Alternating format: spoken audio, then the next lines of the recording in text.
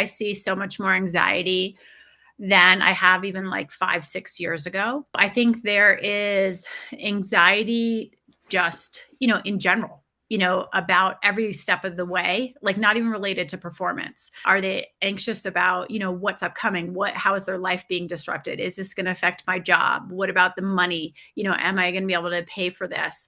I'm afraid to go under anesthesia. There's so many different things that can happen throughout the whole journey. So I certainly don't prescribe myself as a psychiatrist or a psychologist. I think my job, the best thing I can do is sort of acknowledge that there is a psychological aspect to having an injury. How can we build a little agency here?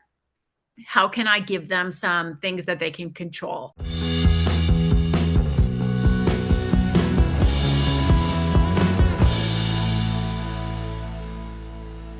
This episode is brought to you by Thorne Health Tech.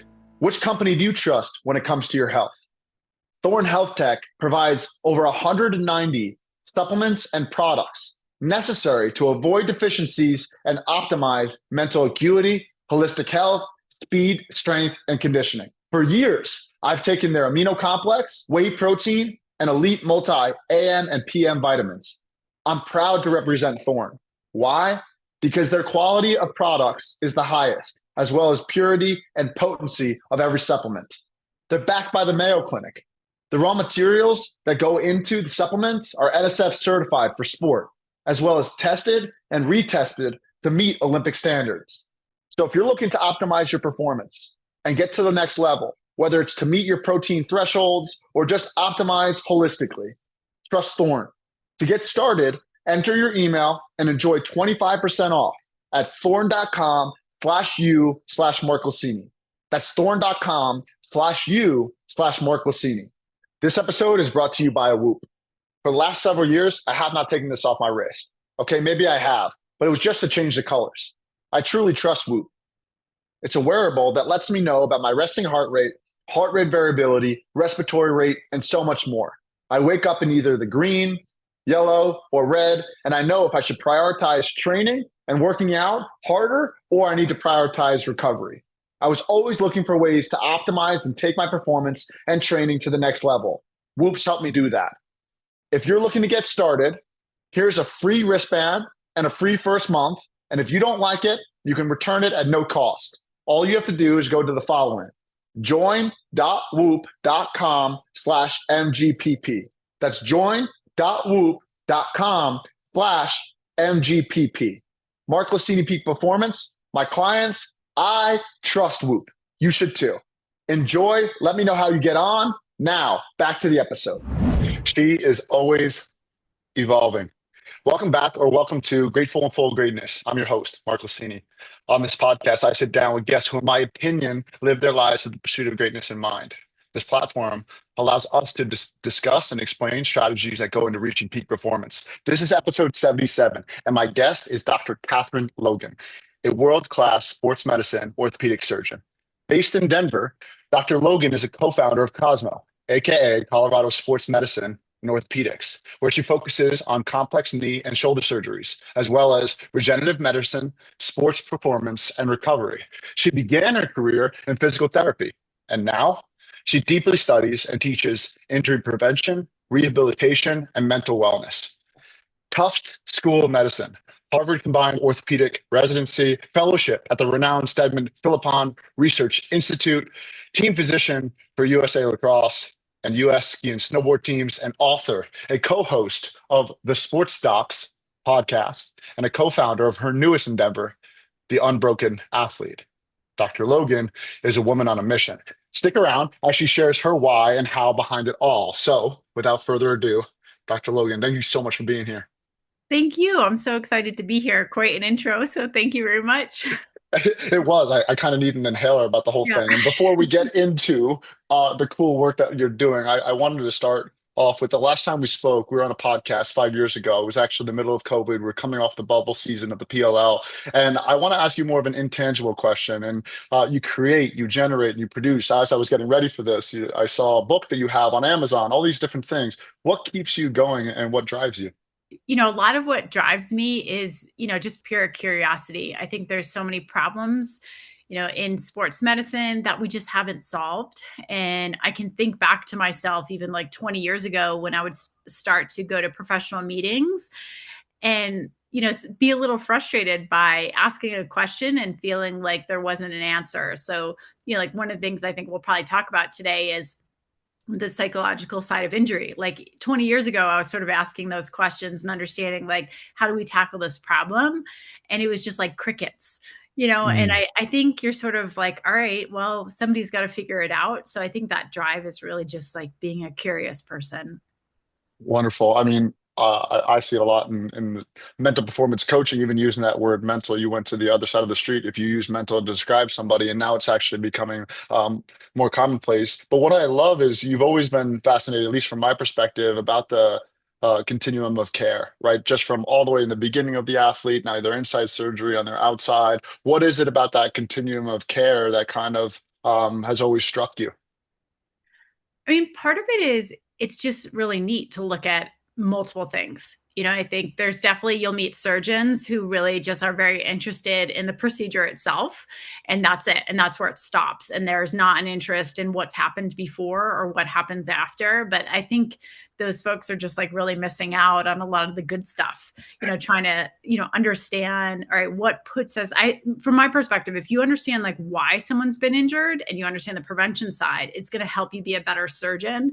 And then similarly, like when I think a lot about what happens after surgery in that continuum and how they rehab and how they get back to sport, I think it changes the way I operate.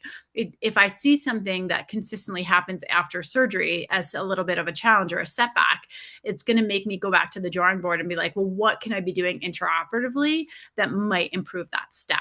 Does that make sense? Absolutely does. I mean, I might bring up this individual a couple times. I don't think the world knows about him enough. His name is Dr. Gabor Mate. He wrote a book called The Myth of Normal. And one of the things I was listening to just even this week is he was unpacking ADHD. Okay, ADHD is descriptive to this person.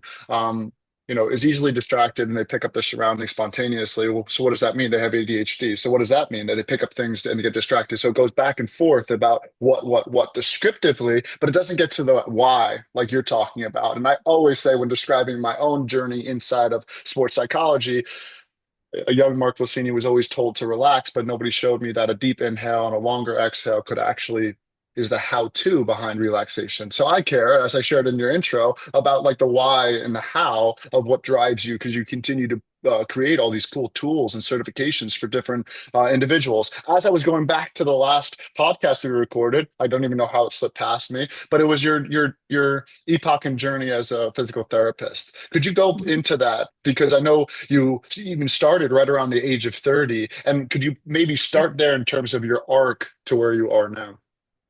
Yeah, I think, a lot of people that go into medicine, they were exposed to it in a way of maybe mom and dad, or one of them was a physician, or, they just had this experience growing up and they really started that journey in their teens. And it was like, I'm going to be a doctor. I'm going to be a doctor. And that just was not me.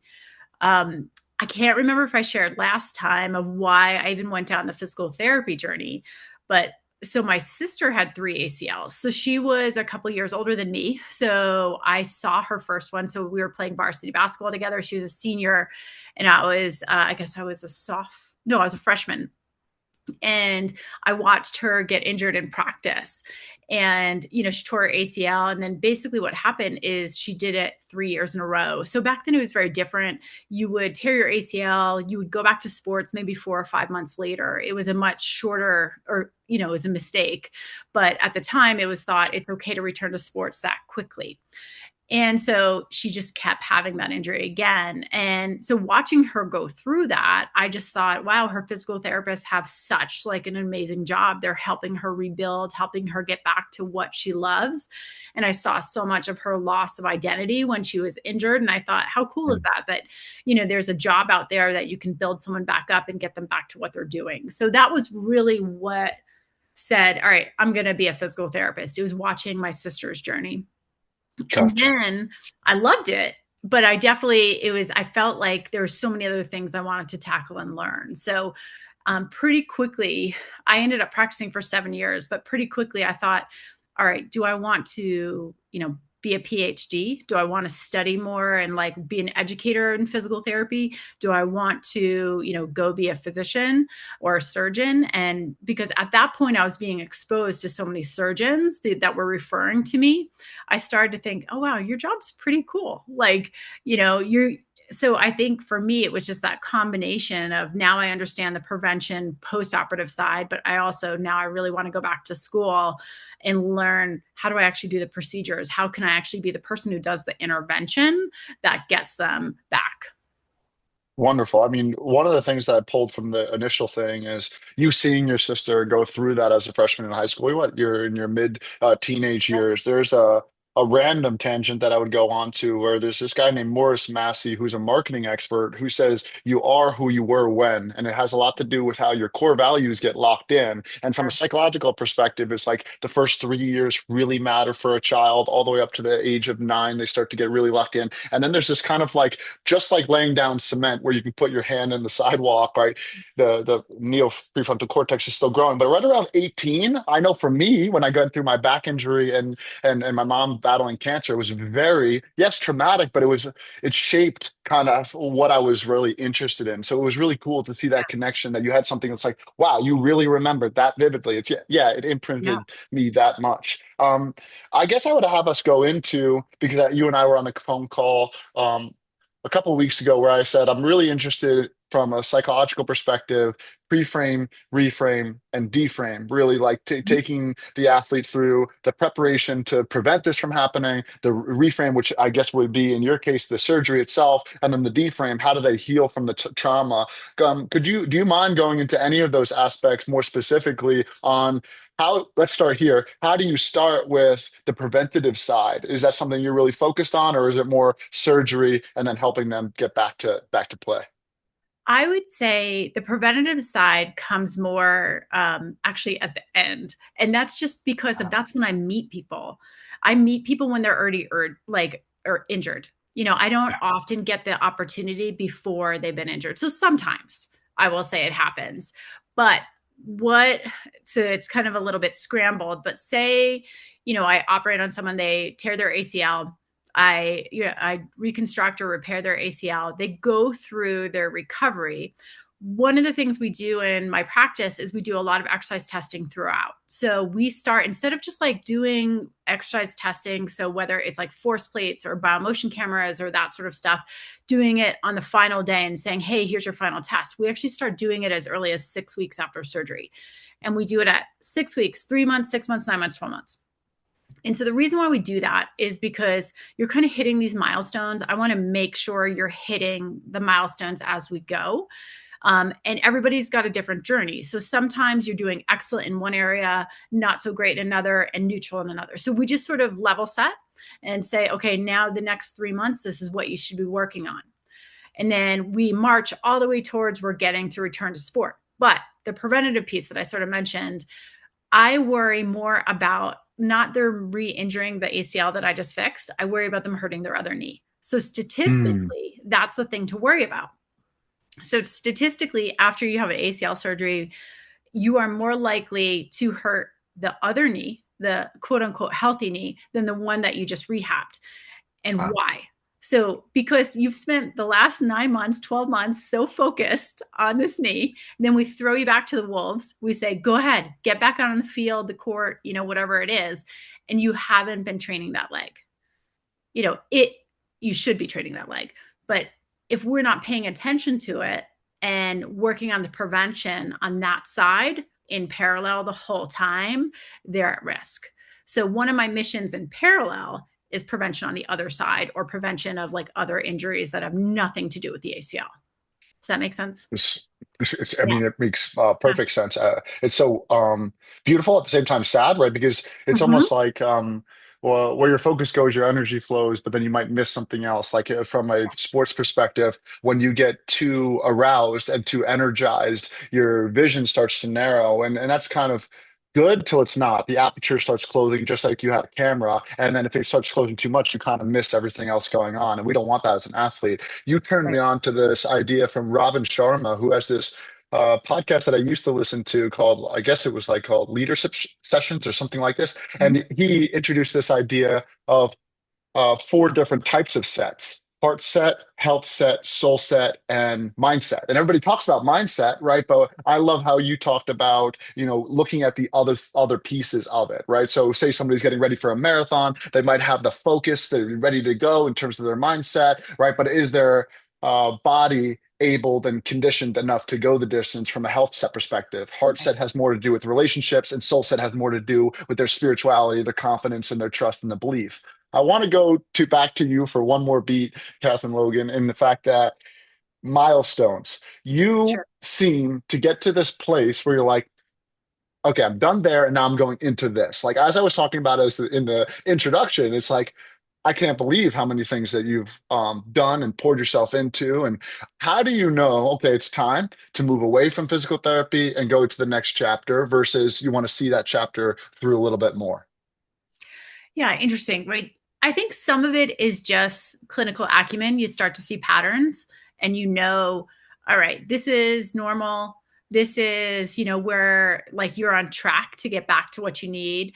But I will say, a lot of it is data driven. So whether or not they are ready to move to return to sport program, or they're ready, or I'm noticing, we need to get maybe a deeper psychological intervention for this person. It really is data driven. Like there is a little bit of intuition and clinical acumen, but we take a lot of data from preoperative all the way from postoperative, like whether it's physical data and looking at how they perform on certain tests. Like I said, we start early, but they're also getting surveys throughout that are looking at, how is their quality of life? How is their like resiliency, their grit, those types of things we are monitoring throughout. And that gives us, I think, a lot of data to say, you know what, we're good here. We can move forward, or we have to pivot a little bit and we need to maybe pull in another professional to help this person, or they're plateauing. And for some reason, the person they're working with, they're just not like getting to that next step. And sometimes we need a fresh eyes. I love the one liner, data over doubt, and doubt means to hesitate. So if somebody's hesitating, it's like, okay, maybe we need a little bit more data. And from a athlete training perspective, it's just creating proof. Like what is your time on that sprint? How many, to take lacrosse, for example, Yeah. times can you hit the wall in 30 seconds? And if you have that kind of proof, then if so facto, you'll have the confidence. The zeitgeist, if you will, is the talk about athletes having more anxiety than maybe they did years past or decades past. From your perspective as a physician, what are you noticing in terms of athletes struggling mentally, like inside the injuries and surgeries that you're performing? I definitely see a ramp up. Like I see so much more anxiety than I have even like 5, 6 years ago. So I think there is anxiety just, in general, about every step of the way, like not even related to performance. So there's like more of a generalized anxiety of, day one, we diagnose, we talk about what's going on, and you can just see there's a lot of, disruption. And so I'll see an anxiety spike there. And then are they anxious about, what's upcoming? How is their life being disrupted? Is this going to affect my job? What about the money? Am I going to be able to pay for this?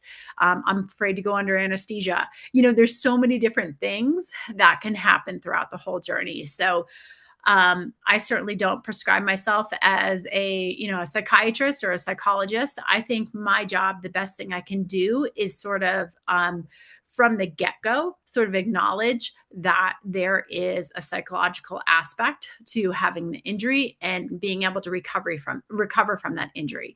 So a couple things that we do from the day they're diagnosed, we start to, try and think, how can we build a little agency here? How can I give them some things that they can control? So, one of the things I've noticed as a surgeon is if you can give them a little bit of control, that will help. I think part of what makes the anxiety really spike is I have no control. I have no, like, this ship is just sailing and I'm not a captain. And so that little bit of control might be really small in the beginning of like, I'm going to give you these 2 or 3 things that you can do this first week. Like, I need you to get your swelling down. This is how you're going to do it. I need you to set up this appointment, and you can go to 1 or 2 places for your physical therapy. Pick which one works best for you. You know what I mean? Like, basic stuff, but I try and from the get-go build a little agency in the process and then find ways through the whole journey to do that. Wow. I mean, the couple thoughts come to mind, but the main one would be there's some of these paradoxes or seemingly dichotomies in psychology. Like, for instance, one of the things, if somebody's being very self-conscious, they're thinking about themselves too much, therefore they should go take care of somebody else. And it's kind of like, Yeah. really? Like they should go take care of Yeah. somebody else if they're not doing well? It's like, yeah. Like Yeah. if somebody has to take the dog out, for example, it's like you even taking care of another beating heart can help you. And it's really cool how you're like, why are you giving them things to do? They're the one going through the pain, but that actually gets them out of the pain. So it's really cool to see kind of how you go about that. Is there anything else you do for them? I mean, right from the day that they're diagnosed, or you start building the agency, but what else, maybe even just personally, do you do to kind of ease them? So I think a couple things that I try and think about. One is they're always going to remember how I delivered their bad news. They might not necessarily remember what I say, but they're going to remember how they feel. So I try and make sure, okay, am I in a space that is like quiet and controlled? Do I look distracted? Am I looking at my phone because doctors are getting called all the time? You know what I mean? So how do I look? Do I look? So sometimes you get attached to people, right? You might know this person and this family, and I might internally be very upset for them, but I need to sort of make sure I'm ready and in control and not sort of being emotional, right? So I think about I'm presenting in a very neutral way. I'm presenting in a room or a situation that feels really calm and private. I shouldn't be standing and looking down to them. I should be at the same like level as far as like our eyes, which doctors are oftentimes just the way rooms are built. Sometimes someone's sitting on a table and we're standing. So I try and level set, where we are. And then the other thing is like I try and have a plan, even if it is not a full plan, but I want them to, again, like have a little bit of okay, I have a team. I have someone that's taking care of me. This person is also saying, hey, here are my next steps. And this is what we're going to do. So I think those are like the easy things that I try and do from the beginning. I'm just sitting here smiling because, I mean, one of my favorite things to do is talk about communication. I really believe that that's kind of at the essence of everything that I talk about in sports psychology, right? Communication meaning to make common. So, what's common for that individual? Like, you'll see a lot of people who they do struggle with negative self-talk, and it's under this limiting belief that they believe they can't get out of it, but it's just a rehearsal and a positive feedback loop that leads them to that. So, but when you were talking there, just like the tone in which you deliver it, your nonverbal body language. I always am talking about how like there's a certain texture to how you even say things. Like I can say, Dr. Logan, what are you doing? Or I can say, Dr. Logan, what are you doing? And there's like a different, sometimes it tastes like cough syrup, and so other times it's cold lemon water. And what we want to really do is make sure that our communication's on point. So the one liner there is that setting influences mindset, and I can see how you're even when I'm working with a team. Sometimes one of the most important things you could do is put us in a circular formation before we even begin it. It's like forget about what even we're going to talk about, but just this whole circle that we're in says that everything's going to stay here. Mhm. When did you start to really? I know you mentioned it right at the top that you were frustrated because it wasn't really getting in there into the conversations about the psychological aspects of surgeries and things like that. When did it really grip your heart where you were like, you know what, I really need to do something about this mindset inside of the surgery and the things that I'm performing? I mean, I think it was a little bit cumulative in the way that I remember my sister's experience. And I think she had a great surgeon, great physical therapist. It wasn't, oh gosh, they're not doing a good job. It just was like those tools weren't, it just wasn't spoken about. It wasn't part of the process. And I saw what was happening at home, and for her, and I know she won't mind me talking about it because that unfortunately, this has been a big part of our family. Both of her daughters have also torn their ACL, and I've had to Wow. operate on both her daughters. They're both college athletes. And so it's, you see the impact that it has on these families, and you see the athlete identity and how much they just feel like they're taken out of who they are. So I think that's number one. That's sort of when it started to build. But then when I was working as a physical therapist, you would see it all the time too. Like you would be working with these people, you think, gosh, okay, I think they're doing well physically, but they would, maybe every once in a while be in tears, or they would say, I'm really scared that I'm going to get hurt again, or I just don't feel like I'm going to be the same player. And they felt like they were letting people down, almost like they're feeling shame. And so that was sort of, that was like as I was working as a therapist. And then when I went into medical school, it's not part of the dialogue at all. Like you're just so focused on, you have to learn how to be a surgeon, right? So there's just no part along the pathway of learning all of those subspecialties that anyone is sort of saying, hey, we have to do something about this. But the ironic part is in the literature, the medical literature, it's so very clear that the problem about so when people are trying to get back to sport after ACL injury or even shoulder instability surgery, the problem isn't physical. If they want to return to the same level of performance, so not just return to the sport, but they want to get back to the same level. So D1 to D1 or D3 to D3, whatever it is. If they want to do that, the thing that gets in the way the most statistically is confidence, psychological aspect, fear of re-injury. It has nothing to do with physical. I do want to ask you about the home front and the environment that you see for the individual that you perform surgery on, right? Sure. Of course, you can do your very best to make sure the setting's right and your tone's right and your eye level and you're paying attention. Just one note that I want to say is I came across this cool idea that we wouldn't have fear unless we had a memory. The only reason we Mhm. have fear is because this reminds us of that. And when we use the word emotional reaction, it's happening again. So here's this action that used to be similar to this. So one of the things that we do from a psychological perspective is we go in and try to, like a working document, we try to update the story there. Okay, what's the story we tell ourselves about this scenario? And when we can go in there and say, okay, next time this scenario pops up, this is going to be, we're prepared to do this sort of action. And honestly, it really is that simple, right? It does take rehearsal and repetition, of course, right? But they have a script that's running every single time this shows up. And therefore, this means fear. This means fear. This means fear. If we can edit the document, right, we can start to get better, just like repping out anything. So coming back to you, it's not in the literature. It's you're all hands on deck on becoming a great surgeon. You now have to figure out going from therapist to physician and delivering that news. What do you see? You keep saying that you're not the expert and you're not the psychiatrist, but you've seen this many times. So what do you see as like, don't do this versus do this, like from all your images and snapshots of the family's influence on the individual that got hurt? Oh, that's interesting. That's an interesting question from the family.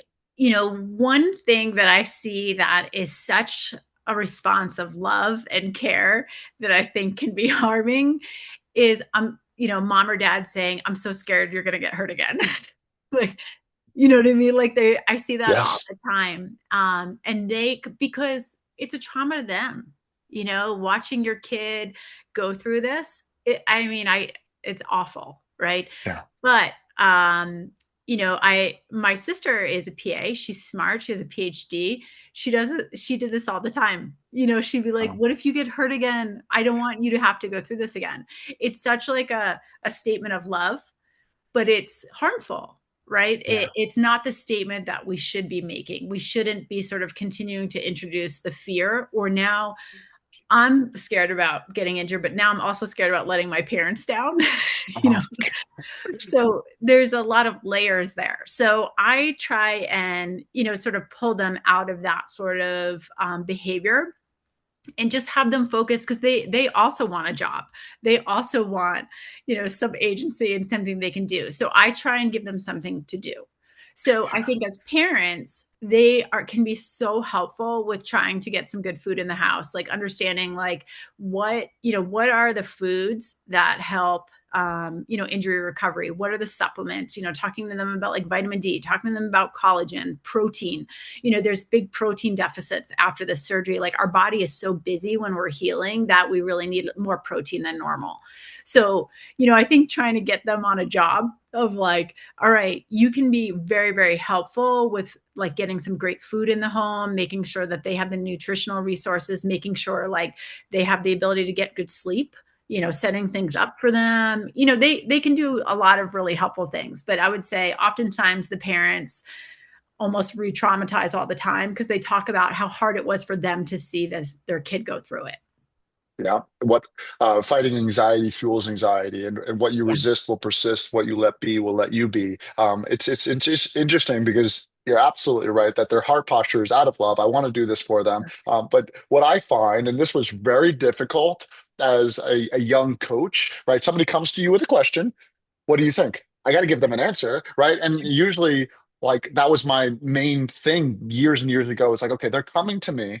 I got to give them an answer rather than volleying back a question, which now puts them on a quest. It's inside the word question. And then now they go, oh, like, yeah, what could I do with that? And it's putting the agency back to them. And I think that's a I love difficult thing to do. I want to send this part that. Mhm. to the athletes that I work with that are coming back from an injury. I know what I would say to them, but other than them focusing on getting their nutrition in order, specifically the protein, could you give them a few things that they could really focus on, right? They're either on bed rest or they're in a sling or they're in a brace. What should they be pouring themselves into because they feel like this is dead time, right? When I get back, then my life starts over, but really they can invest this time.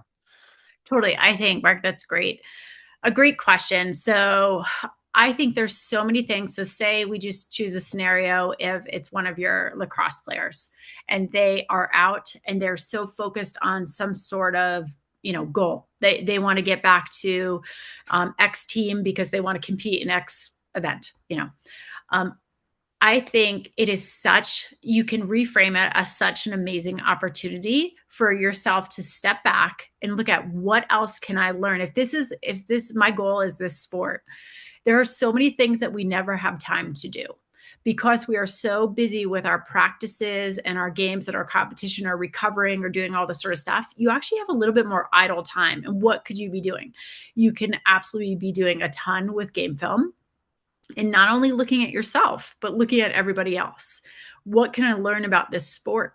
What if I was the coach? What would I be telling, my teammates? What would I be saying to them about things that we can do to get better? So I just think there's so many things that you can be like a student of the game and look at it from a coach's perspective so that when you do come back, like you're just going to have so much more insight. We don't always have the time to do that. So I think that is one thing, is trying to like understand a little bit of that, from the coach's perspective, what can we all be doing better and looking at it from different angles.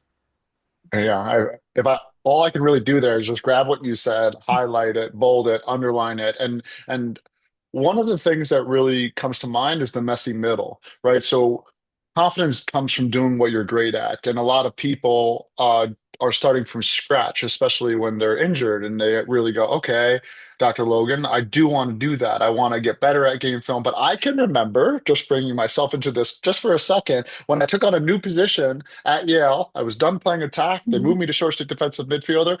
Going to watch game film with Coach Baxter, who's now the head coach at Fairfield, was like going to the dentist office. I hated it. I knew what he was going to say to me. Your approach angle's wrong here. This is terrible here, blah, blah, blah. And I was like, okay, great. But I gotta say, the messy middle has a lot to do with discipline. Like I have to, I got to, I have to, I got to, I have to, I got to. And through progress, just like strengthening in anything, you find desire, which is I want to and I get to. By the time I was a senior, I was like, I cannot wait to watch game film because I knew how it was correlating to me getting better, coming back to the Yeah. purpose behind why you watch film. Dr. Logan, you treat your profession from an outsider perspective like an athlete. You train, you practice, you learn. I guess I would just click on the suggestion you're giving that student athlete that's seeing the opportunity to learn. How do you go about constantly improving and evolving inside your own craft? So there are a couple ways. I think you have to track your outcomes, and tracking your outcomes takes time. It is. So how do you track outcomes? Outcomes are looking at when I was talking about how we're evaluating patients and they get surveys. Part of that is like looking at, how are they doing as far as those are outcome measures. So basically it's like, are they getting back to all their quality of life things? Are they getting back to their activities levels? If they're not, why? Another part of what we're tracking is looking at things like range of motion, strength, return to sport.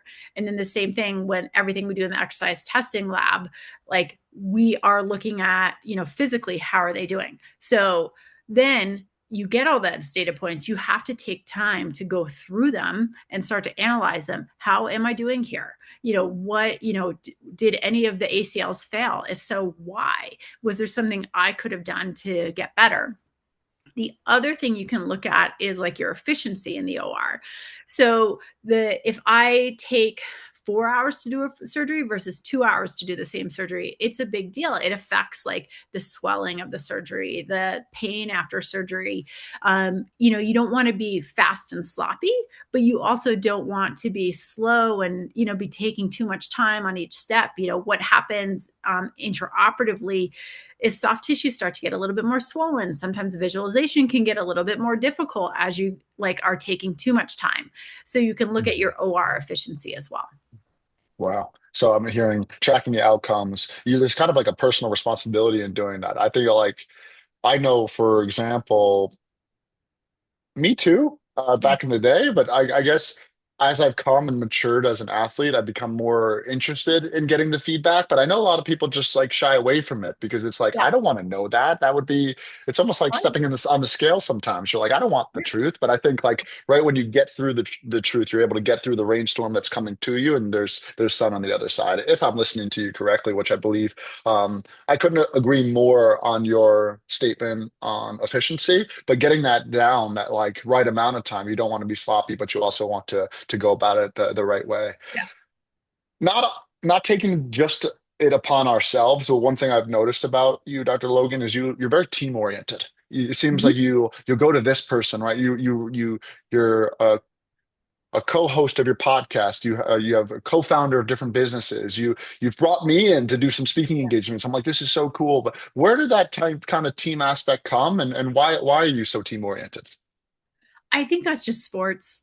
I think it's just that if you speak to a lot of orthopedic surgeons, they generally have an athletic background, and a lot of when you are in the OR and you're the lead surgeon, you're essentially the captain, right? But it's not like you could just do it by yourself. You need your anesthesiologist, you need your surgical assistant, you need your nurse in the room. You also have medical device reps that are in the room. So it's like you're the captain of your team, but you certainly couldn't work without them. So I think not to say every surgeon does a good job at managing teams, but the people who are drawn to surgery oftentimes have that sort of background. So I think it's that experience, growing up playing sports. I talk about that all the time with athletes. Like, sometimes there's so much fixation on, oh, my kid is going to go D1 or they're going to play professional or and I mean, my boys play sports. They love it. They play competitive sports, but I look at it as they're they're learning so much for their future selves.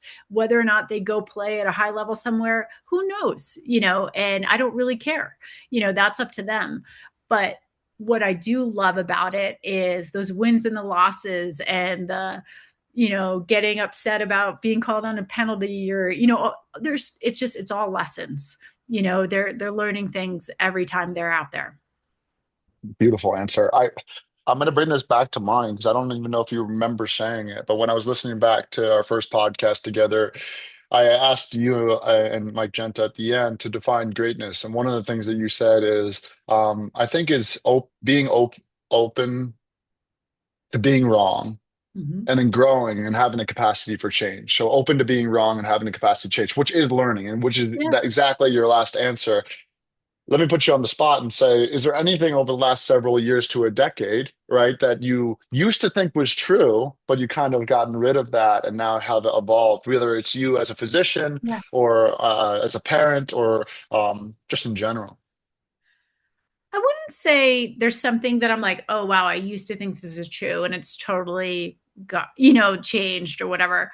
The only thing that I would say has like evolved over time is I think even with running teams, I've become even more.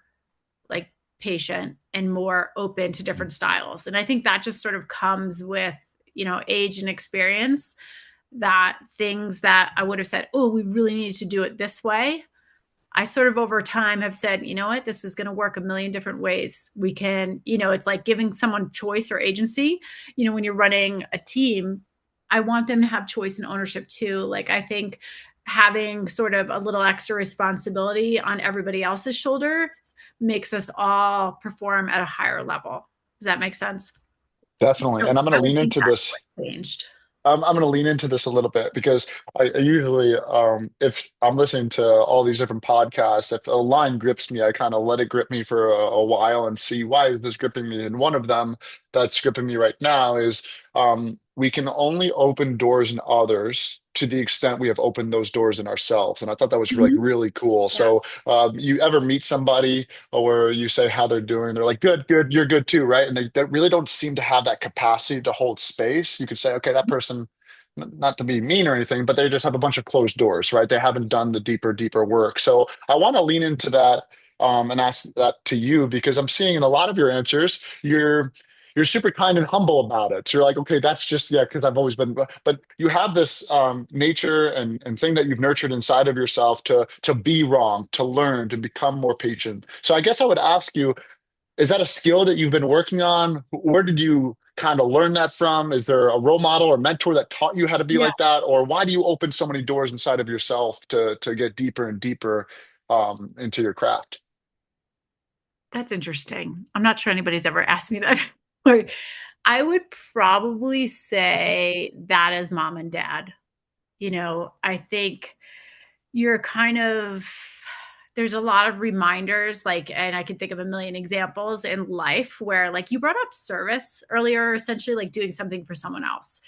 And I think there was a lot of that growing up where, I didn't come from physician parents, but there was just a lot of involvement in the community and a lot of like, yep, you might be good at this, but like, look at, what this person does for the community and that person does for the community. And they're not to sort of say, hey, they weren't giving me confidence and sort of trying to build me up, but they're also reminding me like how great the community as a whole is and all the things that people you interface with every day, what they're bringing to the table, whether they're at a different, like, from every level of socioeconomic status. So I think there's sort of the whole thing goes better if we're all sort of working together and respecting one another and the parts we bring to the table. So I think that's probably more of a mom and dad thing.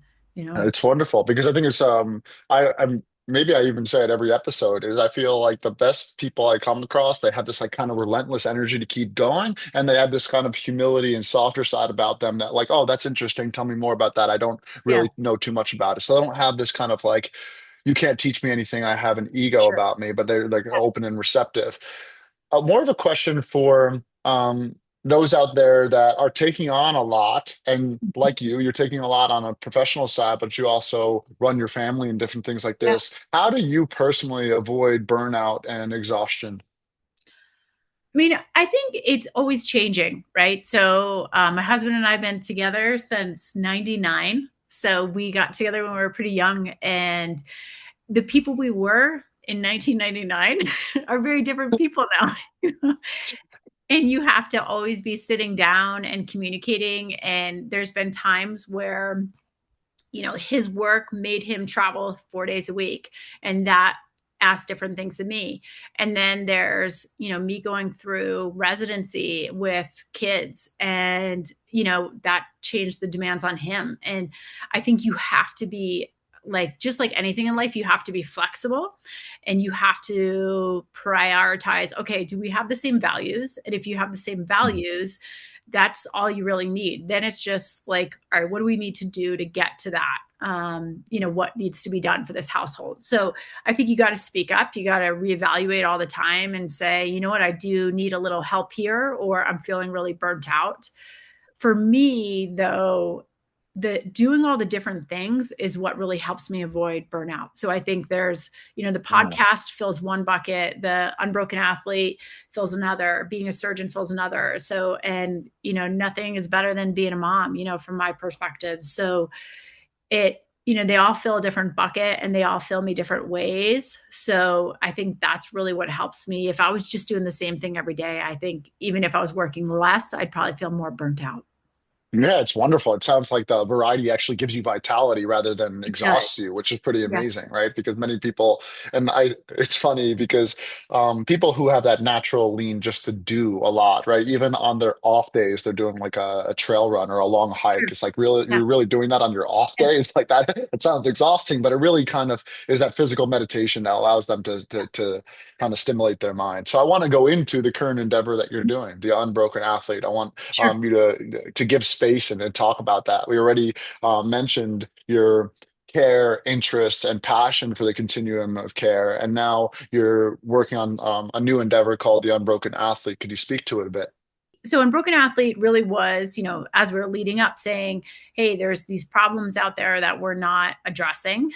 So it started as just a research project with Emily Perrin, who is a mental health therapist and former D1 athlete who really also understands this problem. So I basically reached out to Emily. We had worked with some common athletes and said, I want to create a program for my patients who are going through surgeries, and as they go through their physical recovery, I want to have something that they can do in parallel that works on the mental side. And so what we did is we created something that was just purely online, and we just gave it to my patients. And at the end, we were looking at, did it improve? There's so the grit scale, which I'm sure you're familiar with Angela Duckworth. It's used in the medical literature to look at, trying to predictability of outcomes. So if someone has a high preoperative grit, does that mean they're going to do better with their physical outcome? So we said, okay, let's look at when we do our intervention, are we going to see any changes in grit? And so grit, I don't think is the most perfect scale, but it's what's used a lot in the medical literature. So that's why we chose that one. And normally people's preoperative grit doesn't change. It's like preoperative grit and postoperative grit, just going through the act of rehab alone didn't do anything. So but it was predictive of how you would do. So Mm. basically, Emily and I created this intervention. We put it with my patients, and what we found is their grit actually improved. Mm. So we were seeing that they're building essentially like resiliency by going through this program. And we were seeing that when they got to the return to sport and those end stage type things, they were doing better.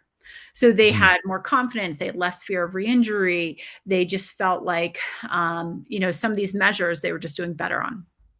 So we presented it at a large orthopedic meeting just for like, okay, let's show our research. And when we were there, the Haslam Foundation, which is basically, they have this, they donate and create grants for many things, but they have a large fund for sports medicine initiatives. So they came in and backed the Unbroken Athlete, which is what we ended up calling it. And so now we do lots of different things. So we do interventions like when people are going through that are patient directed, or athlete directed. If you're going through an ACL injury, we now have an app, and you can kind of just go through all these modules on the app throughout your recovery. We also do it for non-ACL type injuries. And then the most recent thing that we came out with was a certification. So it's called a Certified Sports Resilience and Mindset Specialist. So for therapists, athletic trainers, sports medicine docs who want to grow some tools in mindset and helping their athletes get through these things, we also have that course. Wonderful. Well, you mentioned a lot about how you deliver to the athlete. I guess Mhm. for the professional out there, even like a coach of an athlete that is just having a conversation in the locker room with an athlete that has a grade 3 high ankle sprain, but still is having a very similar conversation. What tools would you give them in terms of like the things in that conversation that could really help a coach right away? Yeah, I think one is, like we talked about earlier about how I will sort of like think about how are they going to receive this? They're not going to remember all the words I say. So I think the things off the bat are bring them somewhere private. Think about the setting, think about your body language. If you are the coach, you are probably very upset. Try and manage your own emotions and don't approach that athlete until you feel like you've taken a second and you can do that. But I think try and give them some things to do. But I think one of the most important things is don't sugarcoat it in the way that you're acting like it's not a big deal. I think that's another tendency we tend to have as professionals, is to say like, yep, this happened, but you're going to be fine. Like you're almost trying to minimize what they're feeling. So I would be direct, so say it's like, this high ankle sprain that can take some time to get back. And you say, this is what's going on. We know it's going to take this long till you get back. But then let them know, but these people are on your team and are going to help you. And then just kind of zip it. Like let them, like I think sometimes we overtalk, and you just sometimes have to give it a little bit of a pause and let that person feel whatever they're feeling and wait for them to respond instead of like filling the void. I couldn't agree more. I'm sharing this as often as I possibly can. I just read through the book Super Communicators, and my main takeaway from it was people want to either be heard, helped, or hugged, which to Mm-hmm. me was a lot of they want to be listened to, loved, or led. And I think if you can have that dexterity to hold space, that just goes such a long way because like I said, it's very natural. Even the parent that you said, I'm so scared they're going Yeah. to get hurt again. Yeah. It's very natural to have your internal turmoil project onto someone. And, I guess this goes all the way deeper into the importance of emotional regulation and being Yeah. able to have the right self-talk with yourself. I guess one more question on the unbroken athlete would be if and when it is successful many years from today, what does that look like for you? What is the unbroken athlete able to do? I think if and when it is successful, what that looks like is that we are giving both individual athletes and professionals slash coaches tools to help with this problem. So what do I mean by that? I mean that the problem is going to persist, but we need to start to provide solutions. So when you spoke about that, athletes will revisit the trauma. So, say you get hurt skiing, you tear your ACL skiing. That can be a high velocity, violent crash that, and maybe they're getting sled down the mountain, to toboggan. Um, that's a trauma. We can't really necessarily take that away. So the problem is going to persist. But can we give the athlete and then the people around them the tools to help them, that it doesn't become, a barrier that doesn't allow them to return to the mountain if they want to. Right. I think it's more of a full circle question for me and on my heart because when I hear tools, I'm thinking about, okay, this is what's happening and here's how you're going to get through that. I love how, Yeah. you're taking that second tier. But I think the third tier that we kind of started with was you were so interested in have a deep crave. I like this one line that all cures come from curiosity. You have this deep curiosity to understand why something happens. More individual question pointed towards you. Why are you doing all of this? Why from the unbroken athlete to Yeah. the podcast, etc. Is it just to keep yourself busy, or what's the deeper purpose? The deeper purpose, again, goes back to family, goes back to values. I think it's that like service heart, right? So you're thinking about like, how do I serve my community? What can I be helpful with? And that can be, so if I think about my dad was a finance guy, right? He's a numbers guy. But he gave like service to the community by doing a lot of, like taxes, finance, help to like people who didn't have access to those things, or like to he did it for our local priests and parish. Like, you know what I mean? Like it was just sort of like, no matter what you're doing, you should, whatever your skill set is, you should also be thinking from a service perspective of like, how can I share that and make life better for certain people in that community? So I think it really is, it comes back to like, our time on this earth is so, short. What can you be doing to sort of leave your stamp and make it better? Wonderful. I always kind of knew that about you ever since I met you many years ago. It was you didn't just care about what I was going through injury wise. You know, you really looked deeper and had that service heart about you. For someone, kind of as we're getting to the fourth quarter of this podcast, for someone that's listening, and obviously they hear me complimenting all the things that you're pointing yourself towards and into. Um, I want to ask you more about where do you get your energy? Like, how are you? It can be as basic as, oh, I fuel myself correctly nutritionally, but is it more of that spiritual side that really galvanizes you morning through the week, through the months and the years, or is there something else that gives you that vitality to take on all these things?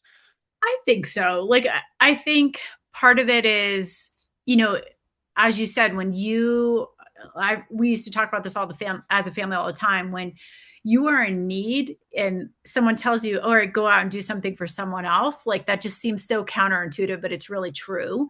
It's something that we do as a family all the time. When my kids is even having a bad day or whatever, I sort of say like, all right, let's go out and do something for somebody else, and we did this last night.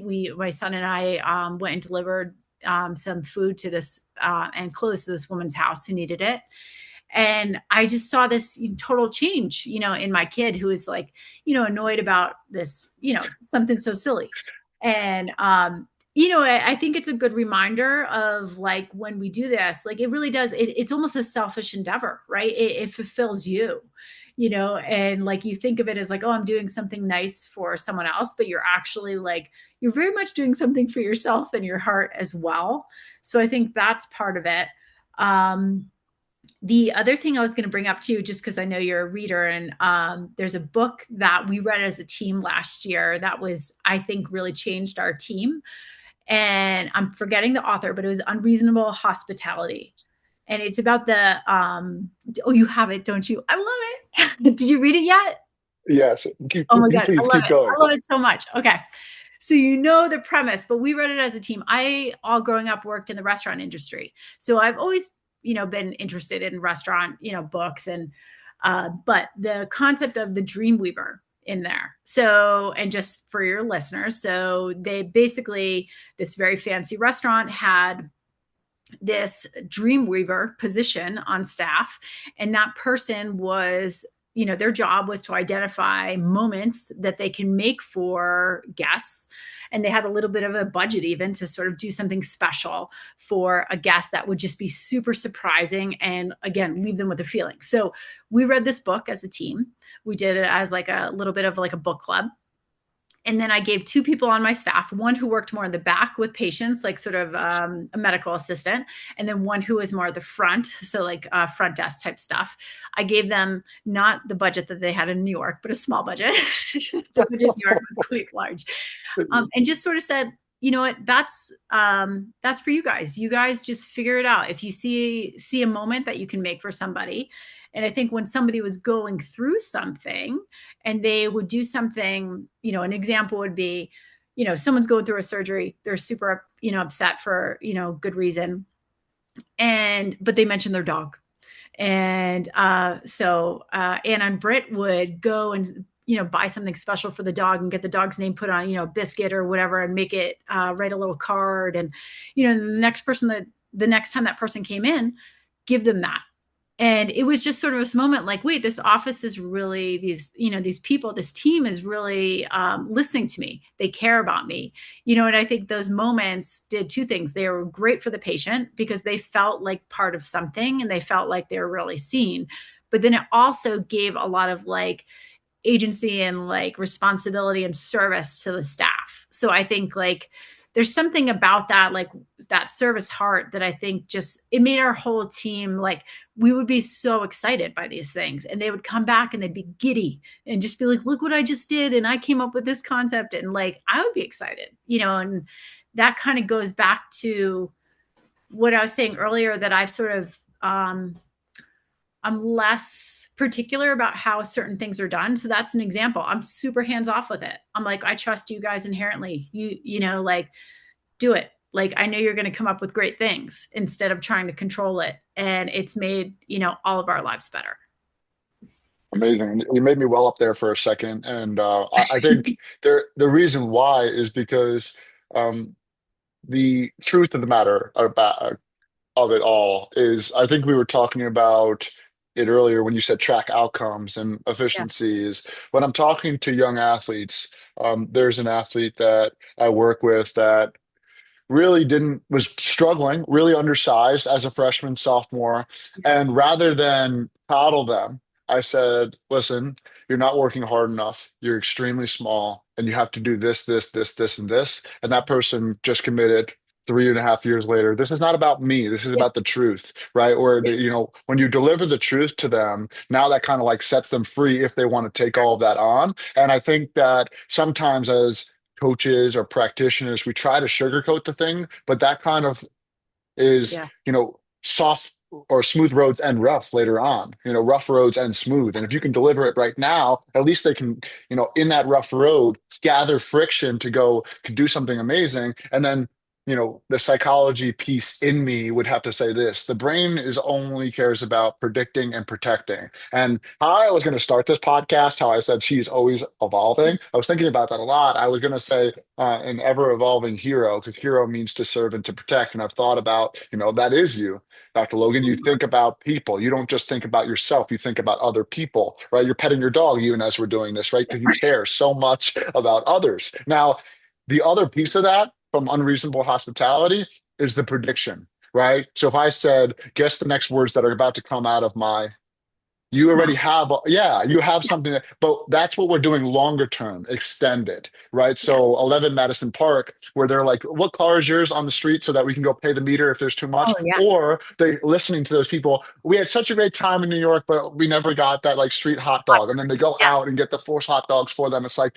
if you're, I say this a lot too on these podcasts, Stephen Sondheim, the greatest musical composer, arguably of Mhm. all time, when he was asked, how do you create such great music? He said, I listen. And I think that's such a beautiful thing that Mhm. if you're kind of paying attention and paying attention, attention and love are the same kind of thing that you have that protection side down, Dr. Logan, I'm telling you, but then going above and beyond and predicting what they need or what they care about, that's kind of how you can bring the EQ into something that you're IQ competent on. So let's kind of land the plane and let me ask you, is there any question that you wish I asked you that I didn't? No, you asked me so many good questions. Yeah, I was there were kind of deep level questions. I was like, no, okay, they're maybe good. she doesn't want to go there. No, I don't mind at all. No, I mean, I always love speaking with you. We've been speaking for years and we keep circling back because I think we think um, similarly and, want the best for people and are always trying. We're both very curious at heart. So I always enjoy speaking with you. So one more statement, and then I'll let you take us home. Is I write all this down as you're talking, right? And the reason Yeah. why I do it is not because of the unreasonable hospitality. It's kind of to see kind of what you care about today, like really what's on your heart. And one of the words I wrote down a lot had to do with recovery. And it's Yeah. kind of like the reaction piece that you're acting again, but you're really recovering the true authentic self before you were broken or fractured or had the Yeah. divide, whether in bone or otherwise. And I guess it's just on my heart to say that, being someone who's gone through injury myself, had my mother go through cancer and really take on this mental performance coaching because of a past pain in me is the recovery piece, you're not really the same person. And if you really want to transform that pain into a higher purpose, it can actually be one of the best things that happened to you. So I'm Mm. not really saying, I wish more people had pain, but there is something. I forget the philosopher's name. Maybe it was Eclatus is his name. He said, suffer into truth, which had a lot to do with like, you want minimum necessary dosage of suffering because of who you could become on the other end of it. And I don't think if you didn't see your sister going through that tough time, Yeah. maybe you don't take this trajectory. And if it's not on your heart to help that person down the street, that hurts me. I'm not okay with that. You don't have the lesson to give your son. So I guess, is there anything there would you hinge into? Because I think recovery is what we're after, but yet that person that goes through surgery or goes through the trauma, they're not necessarily the same person ever again. I mean, I see it all the time. I see people who, they go through that hard thing, that surgery, that injury, that loss of playing time, whatever it is. And not everybody, but so many people come out on the other side better. and more thoughtful, more grateful, more resilient, a better player. You see it all the time. I've had multiple people change careers, in the midst of it. People will move on from relationships that weren't the right one. It's just that introspection and sort of that time to say, oh, I don't like what I'm dealing with right now. But if they do it right and they really dive deep, they start to really open up and think, what do I really want? Hmm. And they make a lot of decisions. So it's interesting to see. And I will say, like, even outside of the athlete and then becoming a better athlete, I see people prioritize more. And that's what I mean about sometimes I will watch them change relationships. The person they came in with in pre-op was a different person at the end, or maybe they're by themselves and they're happier. And you see a lot of change in who someone is. And I think it's that reprioritizing and start to say, what do I really care about? What's really important to me? What do I really want to do? So it's a pivot point that I think can be really powerful for people. No man or woman steps in the same river twice, for it's not the same river, and he or she is not the same man. One final note from a psychology perspective: Sigmund Freud, who was a mentor to Carl Jung, who I think is one of the deepest thinkers in psychology, Freud said, anytime you're depressed, it's anger turned towards yourself, which is something interesting to think about, right? If you're ever really, really down, take that anger and pour it into something else. We already talked about that a lot today in this podcast, but you have this anger. It can actually be useful if you put it behind you and allow it to drive you forward. So I look forward. Maybe you want to tell the listeners about December 1 and the things going Sure. forward, but I want to give you Yeah. the microphone to take us home about that, but also the things that you're most excited about in terms of the Yeah. unbroken athlete and otherwise. No, I'm excited about all of this. And, first I want to just say thank you. I have so much respect for you, for so many reasons, just of who you are as a person and who you are as an athlete. But also I love that you're doing coaching now. And I think that's one of the best professions in the world is, coaching others. And it's so important. And so I love that, you're doing more.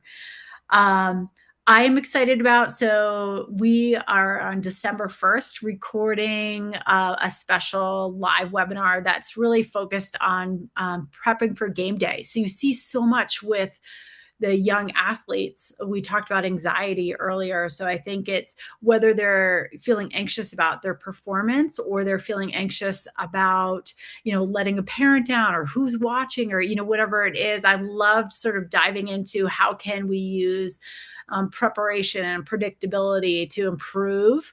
So I'm excited to talk to you and Emily Perrin on this topic. So that is all launching soon. And then the Unbroken Athlete, I think it's totally fine to say that we're going to be launching something that is directed towards the surgeon. So I will say when we're together with the PLL, I enjoyed so much just listening to Andy Towers in the locker room as your coach. And really, I think surgeons, when we're prepping for the OR, it's our OR day is our game day. So what happens though, when we leave residency and training, we lose our coaches, we lose our mentors. And I think that's not great. And I think my experience with the PLL and Team USA is that I love being around coaches. I love being in that environment and really taking some of those lessons and applying them to my life as a surgeon and leading that team there and being the captain of my team in the OR. So I'm excited to collaborate with you, Mark, and on future projects related to not only just the athlete, but how can we be working on mindset with surgeons. Wonderful. Thank you so much for taking the time to come on here. I appreciate being your teammate. I look forward to taking on those projects with you.